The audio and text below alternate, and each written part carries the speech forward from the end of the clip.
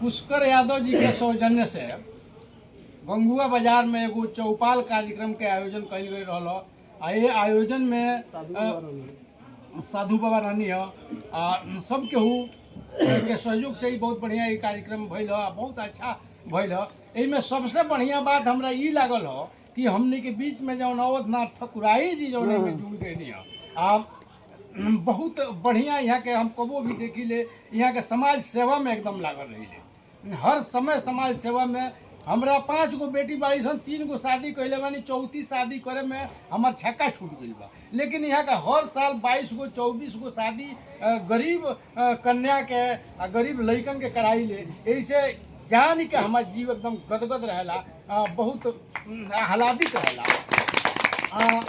हम सीधे सीधे एगो कविता पढ़तनी, अगर पार्टी अगर टिकट दे यहाँ के तो यहाँ के वोट देवे के चाहिए, सब केहू का वोट देवे के चाहिए। ऐसे कि लोग लिखावला कि ये फला समाज सेवी हम हैं, यहाँ समाज सेवा करते हैं, कोई कुछ करता नहीं है, लेकिन इनकी समाज सेवा हम देखे हैं तो बहुत अच्छा काम आपका रहता है। और मैं एक कविता पढ़ता हूँ। कविता यह है कि कविता का भाव मैं बताता हूँ कि जब चुनाव का समय आता है तो जनता लोगों से खर्चा कराने पर एकदम जुटी रहती है, जिससे बच करके आदमी को एकदम ईमानदार प्रत्याशी को तो चुनना ही चाहिए।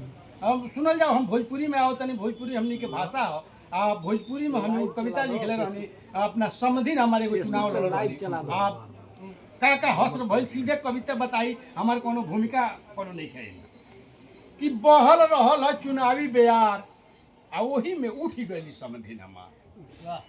आ समधि हमारी हो लहंगा लगवले, समधि हमारी हो लहंगा लगवले, खड़ा होकर ना चाहत रही। देखो कहला ना हमने बहुत बढ़िया काम कर लिया, खड़ा हो जा। समधि हमारी हो लहंगा लगवले, उठत ना रही तो खोद के उठावले। आ हमरा के सब लोग जाने ला जो कर थोड़ा ढेर हम हूँ लगा देनी सो आ उठली तो संदर पिकअप पकड़ली, नेता नेताइन के नौकर उतरली आ सबका से बात करे मिश्री में घोर के मांगे ली वोट दोनों हाथ जोड़ के।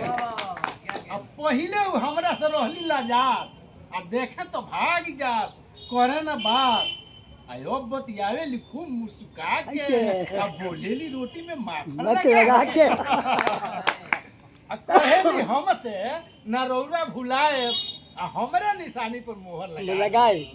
कहनी हम उनका से कह के सलाम अब मन में हमार बाटे राउर गुलाम। अरे के तरह रौरा से हम भला कटे और रौरा के छोड़ब तो केकरा में सोचते पहली वैसन समर्थन हमारा तहिया से हो गई और जुझार आ समधिन देवी है। देखी कविता के भाव ही जैसे बदलता, कविता एगो समाज के चित्र खड़ा करता। समाज में अब चुनाव के समय का स्थिति बा, नेता के दोस्त सब लोग दिला, लेकिन जो जनता जौन बा जिसन जनता के रहन बा वही में बदलाव लिया कि समधि देवी है, समधिन देवी है, समधि जी देवा आ करे लो जमी के समाज के सेवा। यही से रहली है गावत गीत आ सब लोग हार जाई हम जाम जी।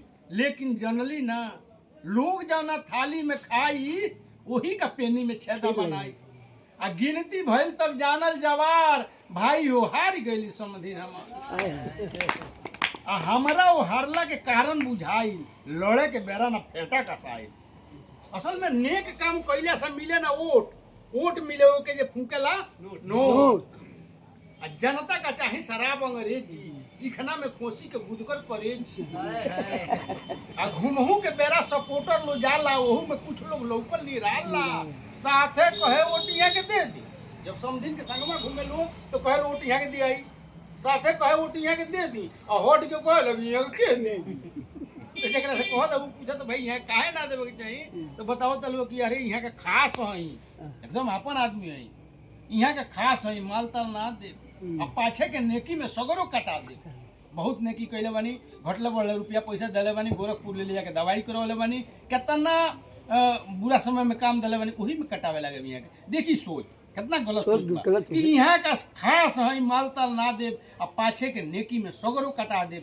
एको गो वोट आज बड़ा मूल्यवान बा, बिना नोट लहले ना दे लगे काम बा।